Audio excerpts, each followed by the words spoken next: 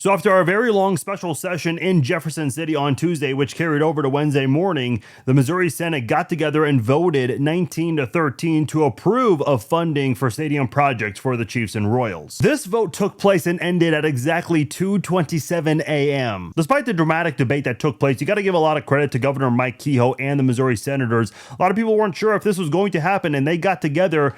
Some of them put their differences aside and they were able to vote on this. With this expected to fully pass, essentially what this means is that the state is willing to contribute 50%, and we still don't know exactly what the city and the county are going to contribute. The Chiefs lobbyist said at the Senate meeting on Tuesday that the price tag for renovations would be $1.15 billion, which is $350 million more than what was announced last year. And oddly enough, none of the senators bothered to even ask why the price increase of $350 million. But regardless, the state is willing to pay 50%, and that's going to put the Chiefs in position to likely foot 20 to 30% of the bill here. Using the star bonds, Kansas is willing to offer 70%, putting the Chiefs in position to pay for just 30% of it. However, given the estimated price tag of $3 billion for a brand new stadium in Kansas, that means the Chiefs would have to pay more in Kansas than they would if they stayed in Missouri to renovate. Last week, Nate Taylor of The Athletic reported that Clark Hunt wants a dome. And of course, that's with the hope of getting the Super Bowl, Final Fours, WWE PLEs,